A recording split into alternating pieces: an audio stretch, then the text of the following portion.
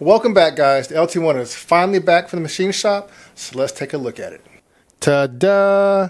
There she is.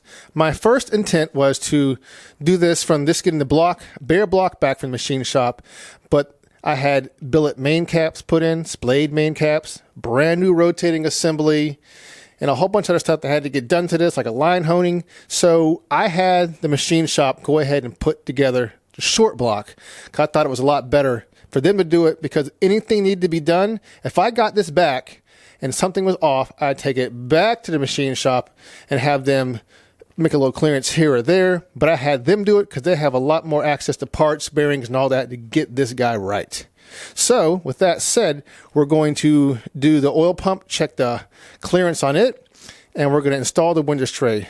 And also, if you're new to this series, I have a playlist, and I have this motor from when I tore it down with the stock rotating assembly to flow into heads that I home ported to choosing the cam and all that good stuff. So you guys definitely want to check that out. And with that said, enjoy. YouTubers, welcome back, and today it's pre-install day of the LT1's new oiling system. It may not be as glorious as a turbo, but if you want your motor to live, it's very important. So let's get started.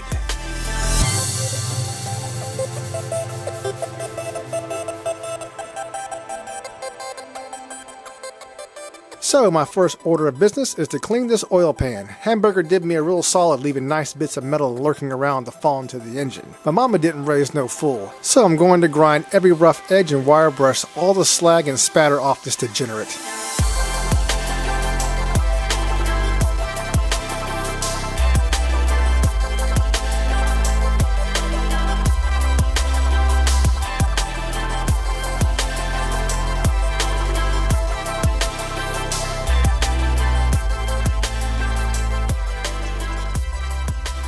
Now that we have a nice prepped pan, it's time to clean her up. And through the magic of editing, boom! It's clean.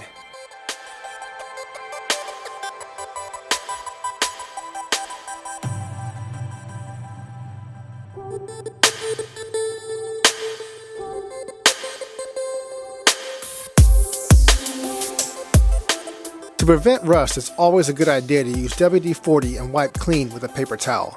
I'm looking at the paper towel to make sure all areas of the pan are clean. This is what you want. A clean paper towel equals a clean part.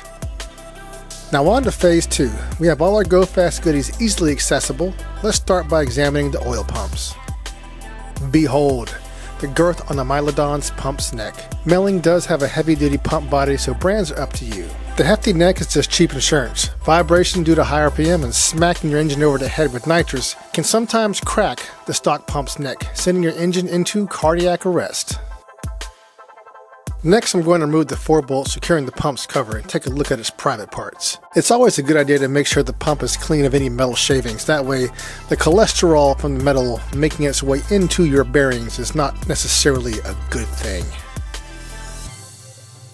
It's time for some assembly lube. Be sure to use a liberal amount, ensuring the gears and shaft are good and covered. The idea is to prevent any metal on metal friction. I'm going to ditch the 8.8 grade bolts and go to 10.9 grade. Metric goes by MPa or, let's see if I can't get this right, megapascal. To make a long story short, 10.9 is roughly the same grade as 8 in standard. The pickup's been in the freezer for hours to reduce its size to make it slightly easier to install, but in reality, you gotta beat it like it owes you money to get it on. Get in your hole! Okay, that's a super tight fit, and I can assure you no welding is required to keep it on. Not only that, but it's secured with bolts and blue Loctite. Okay, what I'm doing now is installing the adjustment nuts for the windage tray. It's a pretty simple process. All you do is adjust the nuts so when the tray goes on, you give adequate space for the crank to rotate freely. As you can see, the windage tray is now removed. I'm using calipers to record the distance to the nut and I'm locking them down. This will make more sense in a hot second. I'm then going to move the nut lower on the stud. Then using a liberal amount of blue Loctite to help secure our nut. I will then return it to the correct height indicated by using the calipers. Next, I'll repeat this process for the remaining nuts. and remove any excess Loctite using a paper towel. My apologies, I recorded this out of sequence, but don't forget to drop your oil pump shaft in with the sleeve facing the pump before you install the pump. I'm going to snug the nut down for now in case the pump has to come back off for clearance issues. The windage tray goes back on along with the remaining nuts to lock it down. I don't like to attach the tray to the back pump because I don't think it needs it, so I say F it. We're now ready to place the pan gasket on the block.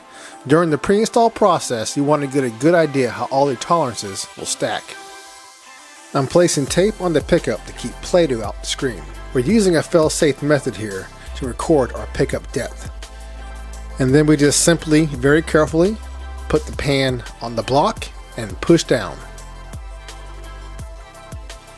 Then very carefully remove the pan and eureka! There we have it. As you can see here, I cut a little cross section, and using the old calipers, I'm going to go to the middle, which is about in between our low and high, and we're going to see what we have. And what we have is 340 thousandths, basically 350 thousandths, and I'm going to say we're pretty much right where we need to be.